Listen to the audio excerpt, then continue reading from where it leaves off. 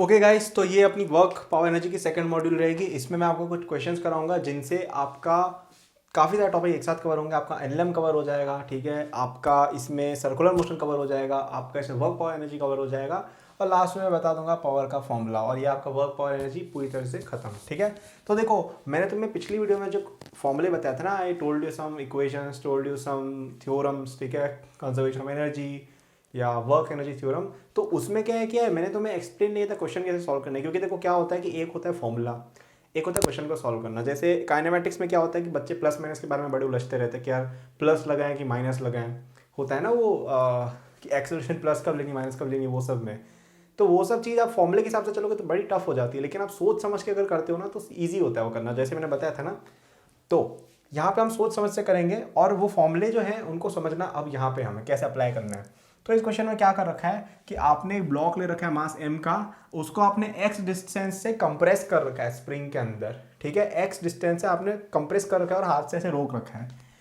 फिर आपने उसको रिलीज कर दिया एकदम से, तो वो यहाँ पे ऐसे ढलान पे स्लाइड करता हुआ जाएगा और फिर से करके आगे जाएगा। ठीक है, अब ये जो ढलान है ना, यहाँ पे म्यू इक्वल टू 0 दे रखा है आपको कि यहाँ पे कोई फ्रिक्शन कुछ भी नहीं लग रहा है, और यहाँ पे कोएफिशिएंट ऑफ फ्रिक्शन आपको म्यू बता रखा है जमीन पे जब आ जाता है। तो पूछा है कि कितने डिस्टेंस बाद रुकेगा।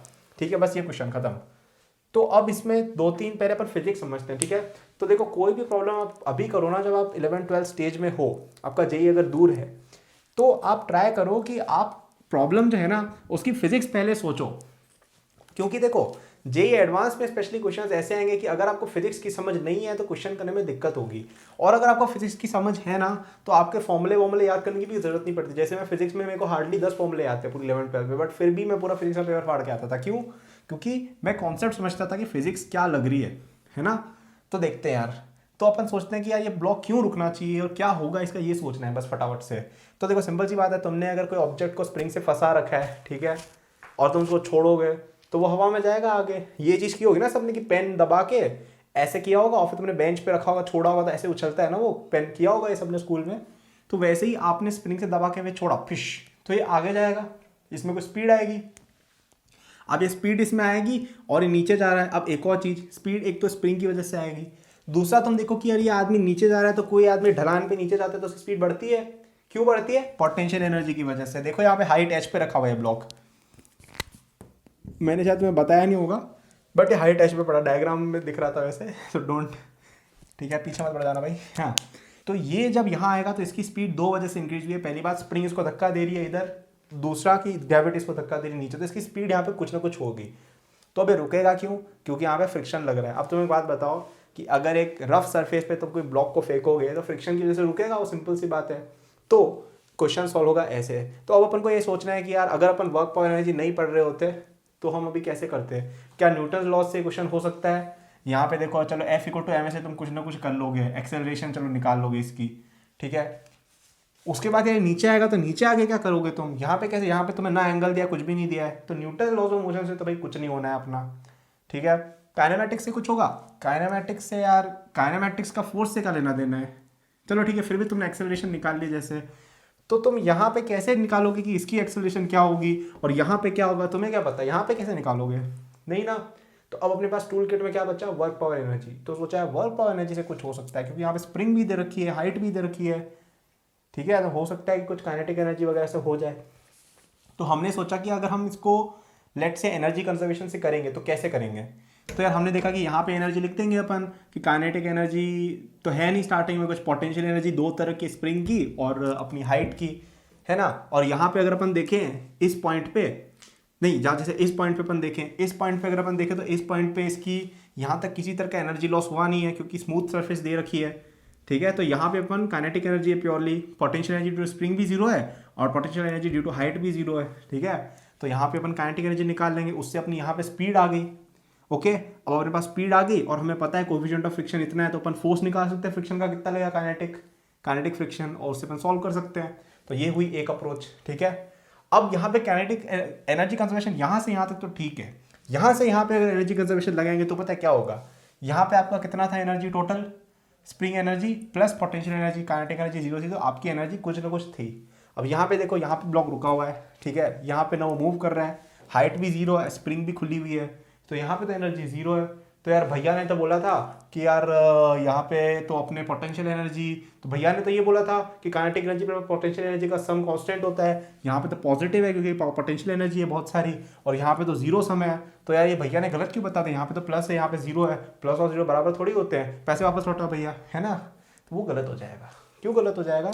क्योंकि तुमने यहाँ पे एक बात मैंने बोली थी पिछली वीडियो में कि एनर्जी कंजर्वेशन केवल तब वैलिड होता है जब केवल कंजर्वेटिव फोर्स हो, जब फ्रिक्शन नहीं लग रहा हो। ये बात मैंने बोली थी। और यहाँ पे देखो भर भर के फ्रिक्शन भरा हुआ है तुम्हारा यहाँ पे, तो आपका इसकी वजह से एनर्जी लॉस हो रहा है, ठीक है। कोई भी सरफेस को तुम अगर ऐसे रगड़म घिसड़म करोगे तो एनर्जी लॉस नहीं होगा क्या? उसका होगा ना। तो इसलिए यहाँ एनर्जी लॉस होगा और आपका जो ब्लॉक है उसकी एनर्जी कम होगी। तो यहाँ पे ये फ्रिक्शन की वजह से जो एनर्जी लॉस हो रहा है, इसलिए आप यहाँ से यहाँ तक एनर्जी कंजर्वेशन नहीं लगा सकते हो। यहाँ से यहाँ लगाओ, बिल्कुल लगाओ, कोई मना नहीं कर रहा है, ठीक है। अब यहाँ पे म्यू की कुछ वैल्यू पॉजिटिव होती तो नहीं लगा सकते थे, तो फिर वो क्वेश्चन अनसॉल्वेबल हो जाता। लेकिन फिर भी इरोडोव बाबा ने ये क्वेश्चन भी बना रखा है, इरोडोव बाबा ने ये क्वेश्चन भी कर रखा है, ठीक है। तो चलो यार अपन इस क्वेश्चन को, अब देखो यहाँ पे एक और तरीका भी इसको करने का। तुम यहाँ से यहाँ अगर करना चाहते हो ना, तो यार याद हो तो यार मैंने एक फॉर्मूला और बताया था, वर्क एनर्जी थ्योरम, और वर्क एनर्जी थ्योरम के अंदर मैंने वर्क डन बाय फ्रिक्शन भी इंक्लूड करके एक फॉर्मूला लिखा था। तो उससे भी कर सकते हैं क्योंकि वहाँ पे work done by friction upon include करेंगे। तो यार एक काम करते हैं, अपन इसको वर्क एनर्जी थ्योरम से बनाते हैं, ठीक है। उससे क्या तुम समझ जाओगे कैसे करना है, क्योंकि यार एनर्जी कंजर्वेशन से कैसे करना है वो तुम्हें मैंने बता दिया, तुम कर लोगे, ठीक है। इतना भरोसा है मुझे तुम लोग पे। तो अपन पहले यहाँ पे लिखते हैं, देखो वर्क एनर्जी थ्योरम क्या कहता है, चेंज इन काइनेटिक एनर्जी। हाँ अब देखो एक चीज़ और, मैंने तुम्हें पिछली वीडियो के अंदर वर्क एनर्जी थ्योरम का जो स्टेटमेंट बताया था ना, उसमें मैंने कुछ ऐसा टाइम पास कर दिया था और लास्ट में मैंने ऐसा भी कुछ बोल दिया था, है ना। तो यार एक काम करो, ये डेफिनेशन जो है ना, ये एच.सी. वर्मा की डेफिनेशन है, इसमें एक और चीज़ भी डाल रखी है एच.सी. वर्मा ने। तो यार तुम जब इस थ्योरी में जाओगे ना तो तुम भटक जाओगे। तो मैं जो कह रहा हूँ ना वो अच्छे से सुन लो, मैं कह रहा हूँ वो अच्छे से सुन लो, काम बन जाएगा। तो तुम क्या करो, कुछ मत करो, डेल्टा के लिख दो, work done by all forces on the system, ठीक है। तुम्हारा कोई सिस्टम है ना, उसके ऊपर जितने भी फोर्सेस लग रहे हैं ना संसार में, ब्रह्मांड में, उनकी वजह से जो वर्क डन हुआ है ना, उसको हम लिख देंगे डेल्टा के बराबर। ये फॉर्मूला तुम दिमाग में घुसा सकते हो अभी के लिए, ठीक है। हालांकि अगर तुम एच.सी. वर्मा पढ़ने की इच्छा क्षमता रखते हो, इच्छा और श्रद्धा भक्ति है तुम में, तो यहाँ पे 2-3 और टर्म्स आएंगे, ठीक है। अब वो टर्म्स मैं अभी लिखूंगा नहीं क्योंकि उससे बच्चे कंफ्यूज होते हैं और वो आईआईटी के हिसाब से बहुत ज़्यादा रिलेवेंस नहीं रखते हैं। फिर भी अगर किसी को पढ़ना हो, एच.सी. वर्मा के वर्क और एनर्जी सेक्शन में दे रखा है कि यहाँ पे और क्या टर्म्स आते हैं। बेसिकली वो क्या होता है मैं तुम्हें बता देता हूँ। कभी कभी जैसे अपन कोई सिस्टम लेते हैं ना, ठीक है, जैसे कोई कार है और यहाँ कोई बच्चा बैठा हुआ है, ठीक है। तो अगर ये जो बच्चा है ना, ठीक है, या चलो बच्चे बच्ची में नहीं जाते अभी, जैसे 2 ब्लॉक ही मान लेते हैं, ये ब्लॉक एक दूसरे पर रखे हुए हैं, ठीक है। और ये जो ब्लॉक है ना, इनके बीच में इंटरनली कुछ ना कुछ मूवमेंट हो रही है जिसकी वजह से इनका लॉस हो रहा है एनर्जी का, ठीक है। अगर ये आपस में ऐसे घुसुड़ घुसुड़ के आगे चल रहे हैं, तो ये अगर 20 स्पीड से चल रहे हैं, ठीक है, इनिशियली, और ये आपस में घुसुड़ घुसुड़ घुसुड़ करने लगे, तो तुम्हें क्या लगता है 20 स्पीड से चलते रहेंगे? नहीं चलेंगे। क्यों? क्योंकि वो घुसुड़ घुसुड़ की वजह से कहीं ना कहीं फ्रिक्शनल एनर्जी डेवलप हो रही है और उस वजह से एनर्जी का लॉस हो रहा है। तो यहाँ पे तुम देखोगे तो स्टार्टिंग में अगर वी था तो ये आपस में अगर किसी तरह से ऐसे कर रहे हैं ना, तो ये रुक जाएंगे फाइनली, ठीक है। ये इंटुइटिव लग रहा है तुम्हें सोच समझ के कि हाँ यार ऐसा होना चाहिए, है ना, होना चाहिए ना। दिमाग से सोचो, फिजिक्स भूल जाओ, इक्वेशन में मत घुसो, दिमाग से सोचो यार कि अगर जैसे 2 ईंटें हैं वो आपस साथ में चल रही हैं और वो किसी तरह से उसके बीच में ऐसा कुछ मैकेनिज्म फिट है कि वो ऐसे ऐसे ऐसे हो के चल रही है, तो सिंपल सी बात है भाई कि वो आपस में रगड़ेंगी तो वो दोनों एक दूसरे को स्लो करेंगी ना, ठीक है। या ऐसा देखो ना, तुमने बचपन में सीन्स देखे होंगे कि यार यहाँ पे 2 गुंडे लड़ाई कर रहे हैं, एक गुंडा और एक जेम्स बॉन्ड लड़ाई कर रहे हैं, फिर वो दोनों ऐसे नीचे रोल होने लग गए, ठीक है। या ऐसा देखो ना, जैसे ये, ठीक है, यहाँ पे जैसे कोई गुंडा है और ये जेम्स बॉन्ड है, इसने इस पर हमला किया तो दोनों रोल होने लग जाते हैं ऐसे ऐसे करके, फिर वो आपस में लड़ाई करते हैं, देखा होगा तुमने, और एक समय पर आके रुक जाते हैं, ठीक है। अब तुम अगर ये सब भूल जाओ, नीचे फ्रिक्शन वगैरह है, ठीक है, उसको अभी के लिए भूलो, तो वो रुकेंगे ही ना, क्योंकि वो एक दूसरे को स्लो डाउन कर रहे हैं, ठीक है। अब ये पूरी तरह से परफेक्ट फिजिक्स नहीं है, लेकिन समझने के लिए हम ऐसा समझ सकते हैं, ठीक है। ये एक समझने का मॉडल मैंने बनाया है। तो यहाँ पे डेल्टा के पॉजिटिव है, मतलब डेल्टा के नेगेटिव है, क्योंकि पहले काइनेटिक एनर्जी थी अब 0 हो गई है। तो यहाँ पे तो यार एक्सटर्नली कोई फोर्स लगा नहीं, तो किस चीज़ ने स्लो डाउन किया इनको? वो है इनका इंटरनल नॉन कंजर्वेटिव फोर्स, समझ रहे हो। तो ये चीज़ें भी होती हैं, ठीक है, लेकिन इनके बारे में जेई बहुत ज़्यादा रिलेवेंस नहीं देता है, ठीक है। और इस पर मैं क्वेश्चन कराऊंगा भी नहीं, क्योंकि बहुत रेयरली इस पर क्वेश्चन आएगा, और हमारा मोटिव है कि हम केवल इंपॉर्टेंट चीज़ें कवर करें। अगर तुम्हें इस चीज़ के बारे में और जानना है तो HC वर्मा में दे रखा है, तुम समझ सकते हो, ठीक है। बहुत अच्छा एक्सप्लेनेशन दे रखा है, बिल्कुल समझ में आएगा, बस पढ़ना है। अगर टाइम नहीं है तो मत पढ़ना, कोई ज़रूरत नहीं है इस चीज़ की। तुम्हारे पास भर भर के टाइम पढ़ाओ कि भाई संडे पढ़े हैं बहुत सारे, साल भर पढ़ा है जेई में, बिल्कुल पढ़ो, नॉलेज की चीज़ है। बट अगर तुम्हारे पास लेट से 5-6 महीने पढ़े तो ये चीज़ों में मत घुसना, उसमें बढ़िया है, क्योंकि तुम इसमें घुस के बाकी चीज़ें मिस कर दोगे और तुम्हारे मार्क्स कम आएंगे जेई में फिर, ठीक है। तो अभी के लिए अपन ये याद रख सकते हैं कि work done by all forces, ठीक है। तो यार अपन इस ब्लॉक को सिस्टम मान लेते हैं। इनिशियल काइनेटिक एनर्जी कितनी थी? 0, ठीक है। क्यों? क्योंकि ब्लॉक रेस्ट पे था, हमने इसे हाथ से रोक रखा था। फाइनल काइनेटिक एनर्जी कितनी है? 0, तो 0 फाइनल माइनस इनिशियल डेल्टा के। Work done by all forces दिख रहा है ना कैमरा में, क्या लिखा है? हाँ दिख रहा है, ठीक है। Work done by all forces की बात की जाए तो पहले देखो कि स्प्रिंग फोर्स कितना वर्क करेगा। तो देखो, अब देखो स्प्रिंग फोर्स का वर्क की बात की जाए ना, तो एक चीज़ मैं तुम्हें बता देता हूँ, यहाँ पे तुमने पिछली वीडियो में नहीं बताई थी तुम्हें, मैंने तुम्हें याद होता है ऐसा कुछ बताया था ना, F = -du/dx। इसको तुम ध्यान से देखो तो du क्या आ जाएगा तुम्हारा? -f/dx, और ये क्या होता था अपना वर्क, तो ये हो जाएगा -dw। तो अपन ऐसा लिख सकते हैं कि पोटेंशियल एनर्जी जो होती है ना, वो नेगेटिव ऑफ वर्क होती है, यानी work is negative of potential energy, ठीक है, अगर कोई कंजर्वेटिव फोर्स है तो, ठीक है। अब ये कंजर्वेटिव नॉन कंजर्वेटिव मत घुसना, ये फॉर्मूला लग जाता है, ये मान लो तुम, ठीक है। फ्रिक्शन वगैरह में पूछेंगे ही नहीं ये क्वेश्चन, ये फॉर्मूला लगाना आना चाहिए बस। तो हम क्या लिख देंगे कि work done by all forces में सबसे पहला इस पर स्प्रिंग फोर्स ने वर्क किया सबसे पहला, दूसरा इस पर किसने वर्क किया? तुम्हारी ग्रेविटी ने, ठीक है। तीसरा किसने वर्क किया? फ्रिक्शनल फोर्स ने। और यहाँ पे फ्रिक्शनल फोर्स भी एक्सटर्नल फोर्स में आता है, क्योंकि ब्लॉक के अंदर थोड़ी फ्रिक्शन हो रहा है, फ्रिक्शन तो बाहर से धरती से लग रहा है, तो हम फ्रिक्शनल फोर्स का वर्क भी कंसिडर करेंगे। तो अब अपन लिखते हैं यार इस पे, तो वर्क डन बाय फ्रिक्शन कितना होगा? Negative of its potential energy, ठीक है। तो यहाँ पर अपन लिख देते हैं। अब देखो एक चीज मैं तुम्हें और बताता हूँ कि यार ये सब चीजें है ना, ये प्लस माइनस के बारे में तुम ऐसे फॉर्मूले से मत चला करो, कभी कभी गलत हो जाएगा, तुम दिमाग से सोचो। जैसे यहाँ पे तुम देखो ब्लॉक पड़ा हुआ है ऐसे, स्प्रिंग दबी हुई है, अब जैसे ही तुम अपना हाथ रखोगे तो स्प्रिंग इसको ऐसे करके धकेलेगी। तो एक बात तुम खुद सोच के बताओ वीडियो पॉज करके कि अगर कोई ब्लॉक पड़ा है उसको मैं धकेल रहा हूँ ऐसे, तो मैं उसमें पॉजिटिव वर्क कर रहा हूँ कि नेगेटिव वर्क कर रहा हूँ? पॉजिटिव वर्क कर रहे हैं ना अपन, ठीक है। तो यहाँ पे माइनस प्लस का लफड़ा हटा के तुम +kx² का हाफ लिख दो, क्योंकि अपन ऐसे हाफ कर रहे हैं, ठीक है। और हाफ kx² कहाँ से आया? यहाँ से, ठीक है। अब देखो ये सब मैंने कह रहा हूँ ना कि यार ये du dw क्या होता है, कभी प्लस ले रहे कभी माइनस ले रहे भैया, तो वो यार इसलिए मैं कर रहा हूँ क्योंकि ये चीज देखो, ये चीज जो है ना कि एनर्जी इसमें पॉजिटिव है नेगेटिव, उसके बारे में तुम ऐसे मत सोचा करो, तुम ऐसे सोचा करो कि यार हम फिजिकली सोचे तो क्या होना चाहिए साइन। जैसे मैंने तुम्हें क्या बताया कि ऐसे देखो ये पुश किया तो पॉजिटिव वर्क हो रहा है, सिंपल सी बात है, समझ में आ रहा है ना, इधर डिस्प्लेसमेंट है इधर ही फोर्स है, ठीक है, तो पॉजिटिव वर्क। अभी अगर ऐसे खींच रहा होता तो बात अलग थी, तब भी वैसे पॉजिटिव वर्क ही होता, क्योंकि इधर खींच रहे इधर डिस्प्लेसमेंट हो रहा है, ठीक है। तो जो भी है, तो ये सोच समझ के अपन को साइन लगाना है, ठीक है। ये ऐसा नहीं फॉर्मूले के बेसिस पे चल रही है कि आधे लोग गलत करके आते हैं, ठीक है। तो ये आपका हाफ kx² हो गया work done by spring force, ठीक है। अब ग्रेविटी देखो, ग्रेविटी की वजह से फोर्स लग रहा है mg, और mg की डायरेक्शन में कितना डिस्प्लेसमेंट हुआ ये बताओ भाई, ठीक है। mg की डायरेक्शन में डिस्प्लेसमेंट देखना है हमें, ठीक है। इधर वाले डिस्प्लेसमेंट का कोई मतलब नहीं है, क्यों? जैसे ऐसे ऐसे अगर होकर जा रहा है ना, तो अपन इसका तो काउंट करेंगे, लेकिन ये सब जीरो हो जाएगा क्योंकि this is perpendicular to the force. तो ये का सम कितना हो जाएगा आपका h, तो नीचे की तरफ फोर्स नीचे की तरफ डिस्प्लेसमेंट, तो वर्क डन बाय ये कितना है mgh। अब वर्क डन बाय फ्रिक्शन, तो देखो फ्रिक्शन कितना लगेगा इस पे, mu mg, mu into n कितना होगा mg, ठीक है। इतना तो निकाल सकते हो भाई आज तक। अब फ्रिक्शन इधर लग रहा है और आदमी इधर जा रहा है, ठीक है, और कांस्टेंट फोर्स है देखो म्यू mg, तो हम ऐसा लिखते हैं इस पे वर्क डन कितना होगा -f इंटू एक्स, तो -mu mg into distance moved. अब इस इक्वेशन को सॉल्व करोगे तो तुम्हारा d आ जाएगा, ठीक है, आ जाएगा d, निकाल लोगे? फिर भी मैं बता देता हूँ कितना होगा ये, h/μ plus kx²/2 mu mg, ठीक है। तो ये क्वेश्चन था तुम्हारा थोड़ा एक ठीक ठाक क्वेश्चन, इसमें हमने काफ़ी चीज़ें सीख ली। हमने सीखा वर्क एनर्जी थ्योरम कैसे लगाना है, ठीक है। हमने देखा वर्क डन बाय स्प्रिंग कैसे निकालते हैं, मैंने तुम्हें ये इक्वेशन बता दी। ये इक्वेशन वैसे तुम्हें कभी यूज़ नहीं करनी है, ये कब यूज़ करनी है? जब तुम्हें आईआईटी के अंदर दे रखा हो कि यार एक कोई फोर्स फील्ड है जिसका यू दे रखा है, कितना यू दे रखा है उसका b × x⁴, तो उसका f कितना होगा, तो यहाँ पे इक्वेशन लगा के निकाल लेंगे सिंपल, ठीक है, वरना इक्वेशन काम की नहीं है ज़्यादा। एक मैंने तुम्हें बताया कि change of potential energy is equal to negative of work done, जो तुम देख भी सकते हो कि यहाँ पे स्प्रिंग जो है उसने पॉजिटिव वर्क किया है तो उसकी पोटेंशियल एनर्जी कम हुई है ना। पहले उसकी पोटेंशियल एनर्जी हाफ के एक्स स्क्वायर थी, ठीक है, अब उसकी पोटेंशियल एनर्जी हो गई 0, है ना। तो चेंज कितना हुआ, नेगेटिव के एक्स स्क्वायर, और वर्क कितना किया उसने, के एक्स स्क्वायर।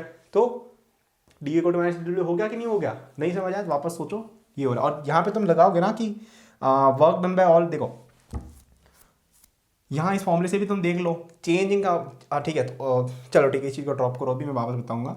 तो delta K equal to W all forces लिखा हमने, ठीक है। डेल्टा के 0 है, पहले भी रेस्ट पे था, बाद में भी रेस्ट पे था। हाफ के एक्स स्क्वायर स्प्रिंग ने वर्क किया है ऐसे, ठीक है। अभी के एक्स हाफ के एक्स स्क्वायर कैसे आया है, यहाँ से, work is negative of change of potential energy. तो पोटेंशियल एनर्जी पहले कितनी थी, हाफ के एक्स स्क्वायर, बाद में कितनी थी, 0।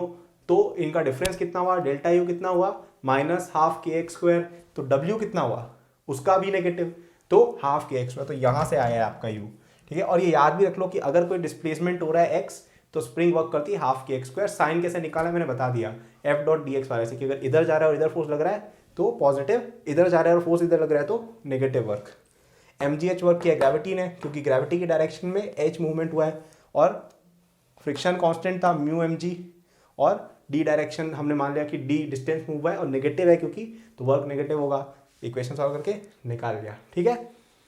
तो ये कहीं ना कहीं एक क्वेश्चन अच्छा हो गया, जिससे आपका रिवाइज हो गया पूरा एक कॉन्सेप्ट कि वर्क एनर्जी थ्योरम कैसे लगाना है, ग्रेविटेशनल पोटेंशियल एनर्जी कैसे निकालनी है, ठीक है। इसके अलावा हमने ये बता दिया कि वर्क डन बाय ग्रेविटी कैसे निकालते हैं, वर्क डन बाय स्प्रिंग कैसे निकालते हैं, वर्क और पोटेंशियल एनर्जी के चीज़ में क्या रिलेशन होता है, ये सब। अब हम एक और क्वेश्चन करते हैं, फटाफट से करेंगे, ठीक है। वीडियो लंबी हो गई थोड़ी, फटाफट से करेंगे। इसमें क्या कर रखा है कि आपने वर्टिकली एक बॉब को सस्पेंड करके वहाँ से एम का, ठीक है, ये लेंथ एल है, ठीक है। आपको पूछा है कि इसको कितनी स्पीड से ऐसे रिलीज करना चाहिए कि ये पूरा सर्कल कंप्लीट कर ले, ठीक है। थोड़ा सा यार ऊपर बन गया क्या सर्कल, चलो कोई नहीं। तो अब यहां पे तुम्हें क्या समझना है वो देखो, इस क्वेश्चन में सर्कुलर मोशन रिवाइज हो रहा है तुम्हारा, एनएलएम रिवाइज हो रहा है और पोटेंशियल एनर्जी तीनों रिवाइज हो रहा है, ठीक है। तो तीनों ध्यान से देखना है। तो पहली बात, यहाँ पे किसी तरह का एयर रेजिस्टेंस वगैरह कुछ भी नहीं है, यानी कि अपन कंजर्वेशन ऑफ एनर्जी यूज कर सकते हैं, पहले चीज। तो टूल्स क्या क्या है, पहली बात सर्कुलर मोशन हो रहा है, तो सिंपल सी बात है, सर्कुलर मोशन का वी स्क्वायर बाय आर वाला यूज करना ही करना है, ठीक है। एनएलएम यूज करना ही करना है। तो अपन यहाँ पे टेंशन मान लेते हैं टी, इसका फ्री बॉडी डायग्राम बनाते हैं अपन यहाँ पे, ओके। तो अब यहाँ पे अपन इसका फ्री बॉडी डायग्राम बनाएंगे, तो इधर जा रहा है तो सेंट्रीपिटल एक्सेलरेशन इधर होगी, तो अपन क्या लिखेंगे, T minus M G equal to M V square by L, ठीक है। हमें ये पूछा था कि v कितने स्पीड से मैं इसको छोड़ूं कि सर्कल पूरा कंप्लीट हो जाए। क्यों, जैसे देखो तुमने जैसे इसको रिलीज किया तो हल्का सा करोगे तो यार ये इतना सा जाके पेंडुलम बन जाएगा, थोड़ा और करोगे तो इतना करेगा, थोड़ा और करोगे तो इतना, थोड़ा और कर दोगे ना तो यहाँ पे जाके यूं करके आएगा ये, ओके। तो ये हुई अपनी पहली इक्वेशन। अब हमने देखा है इसको यहाँ पे, जब भी ऊपर वाले पॉइंट पे, ठीक है। तो यहाँ पे मान लो ये v डैश स्पीड से जा रहा, v तो सेम रहेगा नहीं क्योंकि ऊपर आ गया तो एनर्जी चेंज हुई इसकी थोड़ी। तो अब हमने ये देखा कि पहली क्वेश्चन अपनी हुई इतनी। अब इसमें तो मान लो टेंशन इस समय है टी डैश, ठीक है। अब यहाँ पे अपन लिखते हैं इसकी इक्वेशन, तो हम लिखेंगे कि यहाँ पे देखो सेंट्रीपिटल एक्सेलरेशन नीचे होनी चाहिए और mg भी नीचे है, t भी नीचे, तो अपन लिखेंगे t dash plus mg equal to M V dash square by L, ठीक है। ये अपनी दूसरी कंडीशन हुई। तीसरी कंडीशन अपन एनर्जी कंजर्वेशन के लिख सकते हैं, ठीक है। यहाँ की एनर्जी कितनी है, half M V square plus, अब यहाँ पे तुम बेस लेवल मान लो, हाँ। अब ये जो mgh वाली चीज़ होती है ना, वो हमेशा देखी जाती है रिलेटिवली, ठीक है। तो तुमने जैसे यहाँ पे माना कि यार यहाँ पे ग्रेविटेशनल पोटेंशियल एनर्जी 0 है, तो ये तुम्हारा h इक्वल टू 0 पॉइंट हो गया। तो अब यहाँ पे तुम्हारा कितना h हो जाएगा, 2 इंटू एल, ठीक है। तो यहाँ पे mg l into 2, mg into 2l हो जाएगी यहाँ की पोटेंशियल एनर्जी।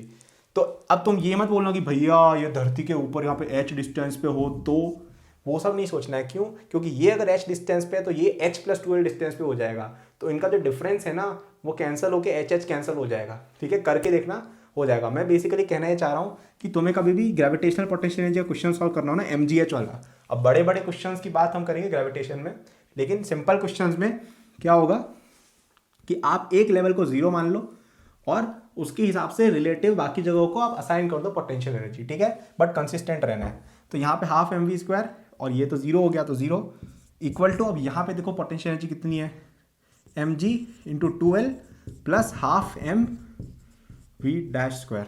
ठीक है, ये हो गया आपका दूसरा कंडीशन। अब ध्यान इस चीज का देना है कि हमने क्या क्या सेटिस्फाई करा दिया। यहाँ पे हमने ये देख लिया कि यार यहाँ पे जो बॉब है ये सेंट्रीपिटल मोशन करना चाहिए, बिल्कुल सही बात। ठीक है, और यहाँ पे देखो कोई दिक्कत आएगी नहीं क्योंकि हमने यहाँ से छोड़ा है ना, तो यहाँ पे स्ट्रिंग में इतनी टेंशन होती है कि ये सेंट्रीपिटल काम कर लेगा। लेकिन अगर जैसे इस पॉइंट पे आया तो हमें सेंट्रीपिटल फोर्स तो देना ही देना है, क्योंकि अगर सेंट्रीपिटल फोर्स नहीं आ रहा है ना, इसका ये मतलब है कि यार ये जो बॉब है सर्कल में जा ही नहीं रहा है, ये किसी और पाथ में चला जाएगा।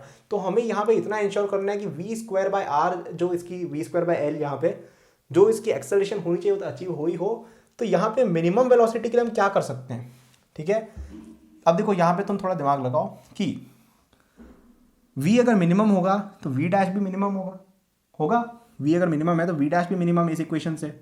v डैश अगर मिनिमम है तो t डैश मिनिमम होगा। ठीक है, तो अगर हमें t डैश निकालना है तो हम पता है क्या कर लेते हैं, अगर हमें t डैश को मिनिमम करना है ना तो हम ऐसा कर लेते हैं ना कि अगर ये टॉप वाले पॉइंट पे इसकी वैल्यू अगर 0 हो जाए, ठीक है, टॉप वाले पॉइंट पे अगर ये जो t डैश है इसकी वैल्यू अगर 0 हो जाए तो आपका काम हो जाएगा। समझ रहे हो क्यों? अगर इसकी वैल्यू t डैश की वैल्यू अगर 0 हो गई, ठीक है, तो ये जस्ट ढीला होके आगे बढ़ रहा होगा और इसे आगे चला जाएगा और इसका वापस सेंट्रीपिटल मोशन कंटिन्यू हो जाएगा। क्यों हो जाएगा? क्योंकि यहाँ पे इसकी ऑलरेडी सेंट्रीपिटल एक्सेलरेशन मिल रही है। तो अगर तुमने इसको ऊपर तक पहुंचा दिया तो नीचे भी आ जाएगा। क्यों आएगा? Symmetrical motion. ठीक है, अब ये सिमेट्री से प्रूव होता है थोड़ा, लेकिन अगर तुमने यहाँ पे इसको पहुंचा दिया ना जस्ट विद टेंशन 0 तो तुम नीचे पहुंच जाओगे। अब ये कन्विंस करना थोड़ा मुश्किल है अपने आप को, थोड़ा ट्राई करो, बट इसका ओवरऑल अंडरस्टैंडिंग ऐसा कुछ रहेगा कि सिमेट्रिकल मोशन होता है। तो अगर ये गिरते पड़ते यहाँ तक सर्कल कंप्लीट कर लिया तो ये गिरते पड़ते यहाँ भी सर्कल कंप्लीट कर लेगा। ठीक है, ये इसका अंडरस्टैंडिंग है। नहीं समझ आया तो याद रख लेना। ठीक है, ज़्यादा अभी सोचना नहीं है क्योंकि टाइम है अपने पास कम। तो अपन ने ये लिखा तो अपने पास क्या आ गया कि M V dash square equal to M G L आ गया इससे। ठीक है, मैं डायरेक्ट सब्सटीट्यूट करूँगा यहाँ पे, तो half M V square equal to M G into 2L plus half M V square कितना है खैर, ठीक है, तो कितना आ गया तुम्हारा v इक्वल टू √5GL। ये वैसे स्टैंडर्ड रिजल्ट होता है, लोग याद रखते हैं इसको, बट मुझे इसको याद रखना बेवकूफ़ी लगती है, मतलब नहीं है। तो देखो ये क्वेश्चन मैंने फटाफट से सॉल्व किया क्योंकि वीडियो काफ़ी लंबी हो गई है, तो मैं तुम्हें बता देता हूँ क्या करना है इसके अंदर। ठीक है, तुम खुद भी सॉल्व की कोशिश करना। तो हमें पूछा था कि किस वेलोसिटी से इसको हम ऐसे थ्रो करें बूम करके ताकि ये पूरा सर्कल कंप्लीट करे।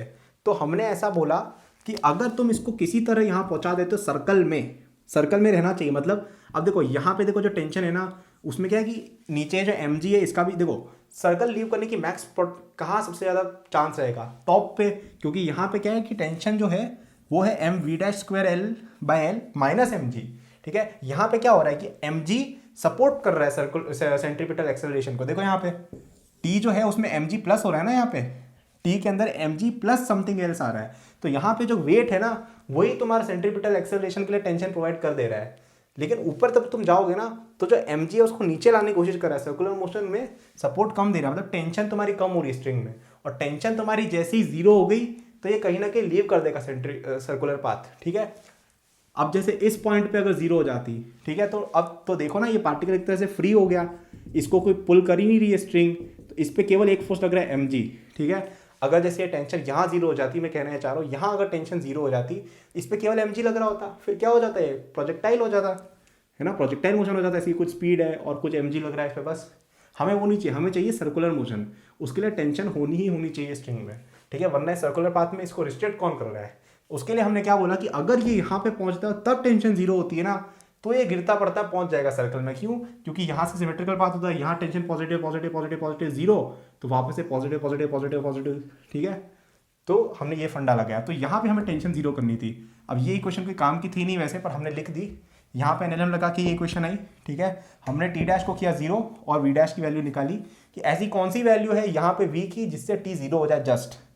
फिर हमने पोटेंशियल एनर्जी काइनेटिक एनर्जी का सम को कंजर्व कर लिया। ठीक है, यहाँ की एनर्जी काइनेटिक प्लस पोटेंशियल, यहाँ की एनर्जी काइनेटिक प्लस पोटेंशियल, यहाँ से हमने वी डैश की वैल्यू डाली और ये इक्वेशन हमारे पास आ गई। अब यहाँ पे एक शॉर्ट ट्रिक है कि एम वी डैश स्क्वायर जो है ना वो यहाँ से तुम डायरेक्ट ले सकते थे, तो तुम्हें इतना कैलकुलेशन नहीं करना पड़ता। तो मैंने डायरेक्ट एम जी एल डाला तो ये अपने पास आ गया, सॉल्व किया तो √5GL। अब इसमें बहुत सारे क्वेश्चन रहते हैं, तुम अगर इसको यहाँ से फेंकोगे तो कितनी स्पीड होनी चाहिए, यहाँ से फेंकोगे तो कितनी स्पीड होनी चाहिए, एंगल थीटा से फेंकोगे तो कितनी स्पीड होनी चाहिए, तो वो सब क्वेश्चन तुम्हें सॉल्व करने चाहिए। एक अच्छी एक्सरसाइज है। ओके, ये काम करो ना, एक जनरल एंगल थीटा के लिए कैलकुलेट करो और चेक करो कि थीटा इक्वल टू 0 पे ये सेटिस्फाई हो रहा है कि नहीं। ठीक है, अब ये जो टॉपिक है ना, इस पर बहुत सारे क्वेश्चन आपको मिल जाएंगे HC वर्मा में जो सॉल्व एग्जाम्पल्स हैं। तो आई थिंक यार ये दो जो मैंने क्वेश्चन बताया ना, इससे तुम्हारा बहुत अच्छा एक रिवीजन हो चुका है वर्क ऑन एनर्जी का, कि कैसे अपन को एनर्जी कंजर्व करानी होती है, कैसे वर्क एनर्जी थ्योरम यूज होता है। और साथ ही में इस क्वेश्चन में तो मैंने तुम्हारा सर्कुलर मोशन LLM भी रिवाइज करा दिया। तो आई थिंक काफ़ी अच्छा एक तुम्हारा प्रिपरेशन हो गया वर्क ऑन एनर्जी का। इससे सॉलिड तो क्या ही रिवीजन होगा भैया तुम्हारा। एक चीज़ अपनी रह गई थी, पावर कुछ नहीं होता है, F vector dot V vector, या इसको dW/dt भी कहते हैं, यही होता है पावर। ठीक है, और कुछ नहीं आएगा। तुम्हें क्या देंगे, F दे देंगे, V दे देंगे आदमी का, बोलेंगे पावर निकालो, निकाल लेंगे। या क्या करेंगे कि work as a function of time निकाल लेंगे और dW/dt कर देना। ठीक है, तो कोई बहुत खतरनाक चीज़ है नहीं है, तो इसमें और कुछ बताने का है ही नहीं एक्चुअली, बस यही फॉर्मूला है। बाकी तो मैंने वर्क में तुम्हें बता रखे कैसे कैसे सॉल्व करना है, वैसे ही इसमें भी लगा देना। F.ds की जगह F.v हो गया यहाँ पे, खत्म बात। ठीक है, तो ये इतना इंपॉर्टेंट कोई कॉन्सेप्ट नहीं, इसमें क्वेश्चन मैंने आज तक देखा नहीं है, बट फिर भी फॉर्मूला पता होना चाहिए कि पावर पूछ ले कि यार एक कोई पार्टिकल है, उसके अंदर इतना इतना वर्क हो रहा है पर यूनिट टाइम, या इतनी स्पीड चेंज हो रही है, तो तुम ऐसे करके निकाल लेना कि पहले वर्क निकालना। जैसे मैंने बताया था dW क्या होता है, F.ds, ठीक है, और डिवाइड बाय फिर d/dt कर देना उस चीज़ का, तो ये हो गया आपका पावर। ओके, सो यार काफ़ी लंबी वीडियो हो गई है, बट आई थिंक काफ़ी वर्दी वीडियो थी, आपको काफ़ी कुछ सीखने को मिला होगा। जो मैंने स्पेशली पिछली वीडियो बताई ना कि कैसे आपको क्वेश्चंस करने हैं चीज़ें कंबाइन करके, तो इस तरह के कॉम्बिनेशन से क्वेश्चन मैं ट्राई करूँगा लेने का जितना हो सके, ताकि आप चीज़ों को कंबाइन करके लगाना सीखो। स्टैंडर्ड क्वेश्चंस थे काफ़ी, बट अच्छे थे। रेफरेंसेस की बात करें तो आई वुड से कि NCERT तो एक बहुत अच्छा रेफरेंस मैं नहीं कहूँगा इसके लिए, ठीक है, बिकॉज ऑफ वेरियस रीजंस। तो आप क्या कर सकते हैं इसके लिए, HC वर्मा रेफर देखो, HC वर्मा हर चीज़ के लिए अच्छा रेफरेंस है। ठीक है, वो तो है ही। तुम्हें अगर टफ क्वेश्चंस लगाने हैं तो इरोडो का वर्क पावर एनर्जी वाला सेक्शन देख सकते हो, बहुत अच्छा है। बट आई थिंक कि HC वर्मा एक बहुत अच्छा रेफरेंस है, और इरोडो के अंदर बहुत अच्छे क्वेश्चन दिए मैकेनिक्स सेक्शन में। ठीक है, तो मैकेनिक्स पूरा अच्छा है इरोडो का। So that's it, thanks for watching. अब हम नेक्स्ट चैप्टर पे मूव करेंगे। Okay, thank you for watching this video till the and. I am sure that you enjoyed it. यदि आप अपनी पूरी जेई प्रिपरेशन मेरे साथ करना चाहते हैं तो आपको डिस्क्रिप्शन में मेरे जेई के फुल कोर्स का लिंक मिल जाएगा। इस कोर्स में आपको जो यूट्यूब पे मेरे लेक्चर्स और प्रॉब्लम सॉल्विंग के वीडियोस मिलते हैं, उसके कंपेयर में बहुत ज़्यादा कंटेंट है, एंड आपको यहाँ पे प्रैक्टिस शीट पे सोल्यूशन, टेस्ट सीरीज पे सोल्यूशन भी मिलती है। It's a complete solution, you can rely on it. आप यदि किसी कोचिंग जाते हैं या अगर आप सेल्फ स्टडी करते हैं, in both cases it will be very useful, so do check it out. Okay, इसके अलावा मेरे जेई के फ्री नोट्स भी डिस्क्रिप्शन में लिंक्ड हैं, एंड डिस्क्रिप्शन में और भी मैंने बहुत सारे रिसोर्सेज फॉर स्टूडेंट्स डाले हुए हैं, जैसे the books that I recommend, my social media and my newsletter in case you want more content, और if you want to approach me with any doubts और सजेशन। नोट्स हैं नीट के students के लिए, कॉलेज स्टूडेंट्स के लिए, startup enthusiast के लिए भी, ओलंपियाड एंथुसियास्ट के लिए भी कोर्सेज हैं, तो चेक जरूर कर लीजिएगा डिस्क्रिप्शन, आपको काफ़ी यूजफुल रिसोर्सेज वहाँ मिलेंगे। Thank for watching, like subscribe कर लीजिएगा for more such videos. Good luck.